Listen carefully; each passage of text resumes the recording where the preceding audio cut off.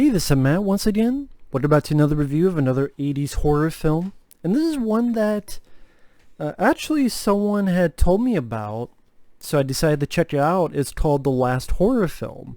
And this was actually uploaded on YouTube. Trauma didn't make it, but they distributed it. And they actually have a YouTube channel, and they've uploaded a lot of movies that you just see all the way through without having to pay anything. So this was one of them, and it stars Joe Spinell and Carolyn Munro, who had worked together on Maniac. And I would say, like, to my friend Effrey, which I didn't mention is in the Maniac review, but you know, he had a bad date dealing with Maniac that ruined the date, and he didn't get the blowjob that he didn't get any nookie because of Maniac. This is definitely a film. I'm not sure if he would like this, but I think he would like this more than Maniac, because Maniac wasn't his cup of tea. I liked it, but it wasn't his. I think this might be a little bit more in his wheelhouse, because this one, it's definitely not nearly as grim, violent, or nasty as Maniac. This one, pretty much Joe Spinell plays an obsessive fan of movies and loves this woman who's a queen of horror films, played by Carolyn Munro. And Joe Spinell wants to be a film director very badly. And he goes to the Cannes Film Festival. This was, I believe, 1981, and then the film came out 82. Because you see, like, pictures of this film with James Caan. What was it? Yeah, James Caan and Violent Streets. And I'm like, wait a minute, that's the poster for Thief. Or the images from Thief. And, like, a scene later on, you see, like, Chris Christopherson and I think, like, Kathy Lee Crosby or someone. And come to find out, the making of the film, they stole shots from the Cannes Film Festival without telling anybody. So they just stole a lot of shots and then made a movie around that in a way. They said, well, a Cannes Film Festival's happening. Let's steal as much shit as we can, footage-wise. So it's kind of a nice time capsule for how the feel being a fan of movies, what a Cannes Film Festival would have been like. And then you have a person who is killing people among this Cannes Film Festival, people who are with Carolyn Munro's character. And this movie definitely has a really, really good soundtrack. I was surprised with how good the soundtrack was. Like, a lot of pretty catchy songs. Joe Spinell, he does a pretty decent job. From time to time, his acting was a bit...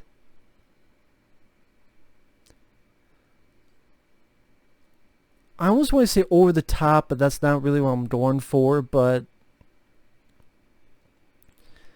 just not as...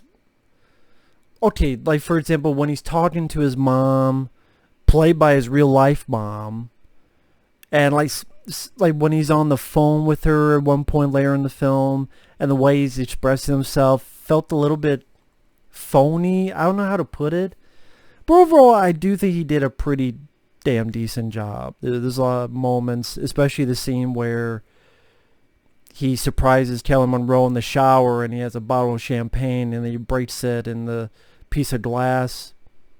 You know, he's telling her how to, you know, directing her. I thought he did a good job there. Carolyn Munro, she does fine. And the movie definitely has a certain energy to it. There's a lot of times where the Joe Spinell character is daydreaming. Like, he's daydreaming that he wins an Oscar, or he daydreams that there's him.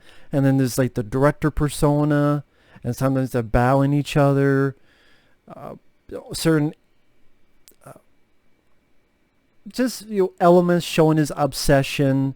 Like, there'll be a projector showing Carolyn Munro, and he'll stand in front of it and he starts rubbing his body. Thankfully, don't see anything dick or ass wise, but just, the further show just how obsessed and weird this guy is. In a weird way, at times, you kind of felt sorry for him, too. But, I mean, Joe Spinell was a good actor. I mean, this guy, he was in a couple of the early Rocky films, and like I said, I think Maniac, he did a good job. But, yeah, he, may rest in peace, but it was definitely worth a watch for him. And the movie does have a bit of,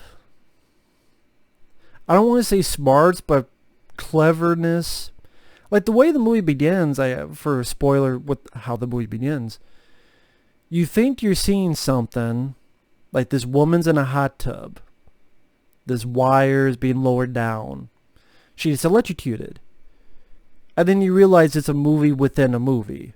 That, and Joe Spinell's watching in the theater.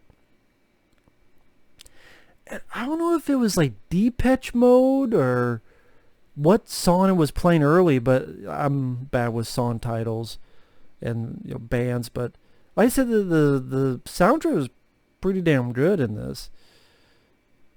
And like I said, the cojones, the balls for the people to steal so many shots of the Cannes Festival and then try to be quiet was kind of endearing. And then they tried it. Thankfully, they didn't beat it over the head, but they kind of also tried to introduce this little thing of, like, do violence in movies do anything, or is it real life? And it seems more in tone that real life does it, not movies, because one thing it keeps referencing is that Ronald Reagan has been shot by John Hinckley Jr. And for those who don't know, John Hinckley Jr. was writing to Jodie Foster at the time and said one of his inspirations was, Taxi Driver.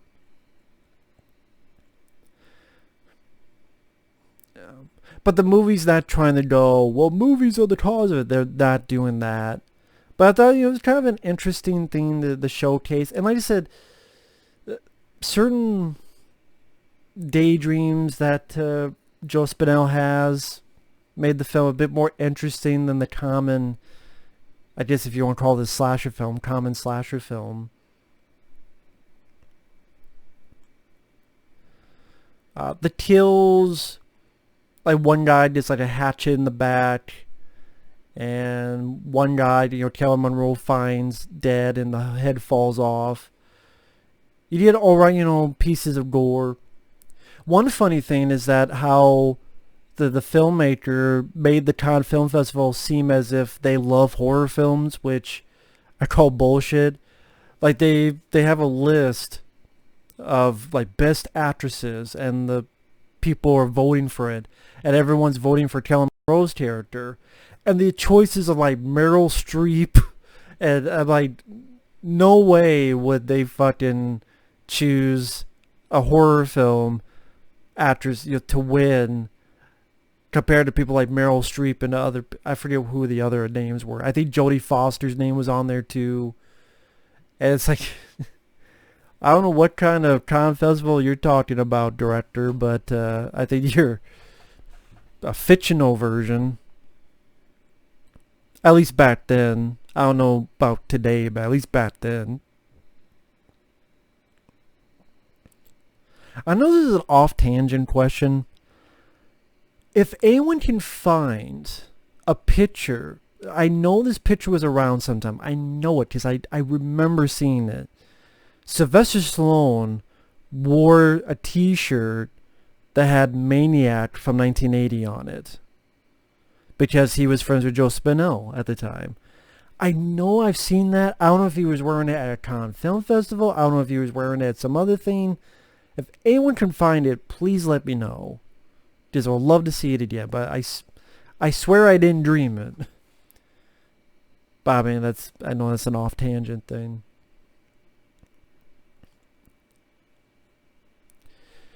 I mean, from time to time, it seemed as if, how I put it, there was some rough around the edges, production quality wise. Like you could tell they had a very super low budget.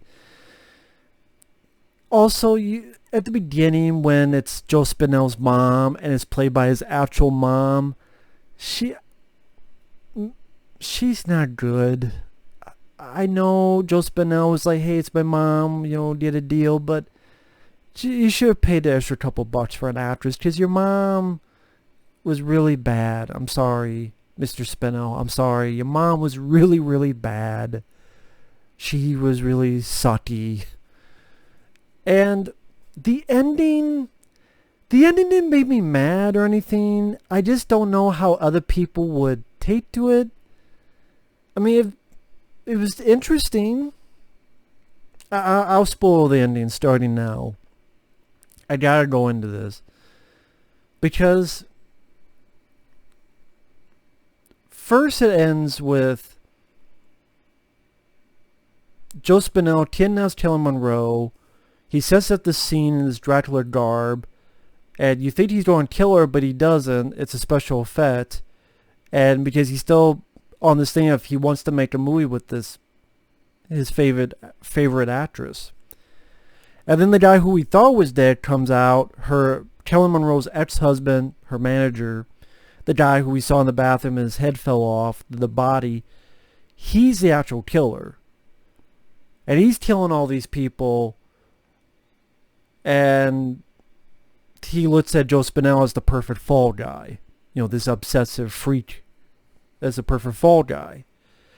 And you know what? If it went with that, I think it would have been better. Because then Joe Spinell and Kelly Monroe run off. The bad guy, the killer, gets Kelly Monroe. Joe Spinell saves her and chainsaws the bad guy, including chainsawing his head off, which was cool. Granted, it's a faraway shot. Wish it was a close-up shot, but it was still cool. And then he's freaked out, and he has a daydream of like that image we saw before of him catching this Oscar, but it's crumbling in his hands, and he screams. And then it freezes, and then we're in Joe Spinell's room with his mom. And I guess we're led to believe the entire film was a film this character made. So I guess what we're supposed to assume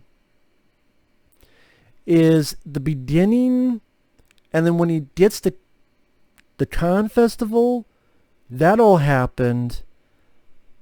But then the entire film he made? Or are we supposed to think everything, including the very beginning, was the film that this character made? I mean, that's what I mean. It didn't make me mad. I just see a lot of people thinking that's a cheap shot. Like, what? But I mean, I've just seen so many worse twist endings. I mean, M. Night Shyamalan, which is some of his twists. So it didn't make me mad or anything. It's like, I don't know how I feel about that. Oh, okay, it's interesting. Kind of, part of me is like, I prefer the first ending more, and they expand on it. Like, okay, he saves Kelly Monroe's character. He's streaming, but then I don't know. He did save the girl and he didn't kill anybody. So maybe he like apologizes, goes back home, and I don't know, does something else with his life or something, I don't know, something to that effect. I think maybe that's would have been my own preferred ending, but like I said, I mean, there's some shortcomings budget production wise. Not the production that they stole with the stealing the Con Festival stuff, but like this director maybe wasn't a director of finesse. I can't quite put it into words. But maybe like if you had the same stuff, but maybe like a different director who was a little bit more finesse with his technical aspects, a direction. maybe Joe Spinell working on a couple of his scenes, like when he's calling his mom. It's like, let's have like one more take on just some of those scenes. There's some scenes he's really good. There's a couple of scenes like, I don't know. And the ending, maybe rework that. But overall, I liked it. It was nice to see. It was nice to watch. Felt a little bit different. And Joe Spinell, Kelly Munro, it was cool to see them again since I had seen them in Maniac. The whole Cannes Film Festival setting made it a little bit more unique and interesting. And like I said, it has a killer soundtrack. So the last horror film I liked. I thought it was pretty decent. And it's for free on YouTube by the Trauma YouTube channel. Again, they didn't really make it. They just distributed it. But and there's a lot of titties in it. So if you like titties, there's a lot of titties in this. So yeah, I would say if you like Maniac and you like those two, check it out. Or even if you're like my friend, you did not like Maniac, this might be more your wheelhouse. Because it's definitely not as grisly bummer as Maniac. It's a little bit more. This has more of a sense of humor. Like that's the quirky to it. I'll say that. I think that's the thing that I didn't mention before, but the quirky sense of humor was fun to see in this film too. I think that even leads to the ending where it's another take on this quirky sense of humor with the way it ends. That's why it didn't make me mad. Because I kind of get what joke he was making. I'm like, huh, okay. Yeah, I'm not sure, but okay, yeah. I'm not mad. Movie, not bad. I don't think it's that bad of a film. But either way, thanks for watching. Take care, and we will see you for another 80s horror film review later.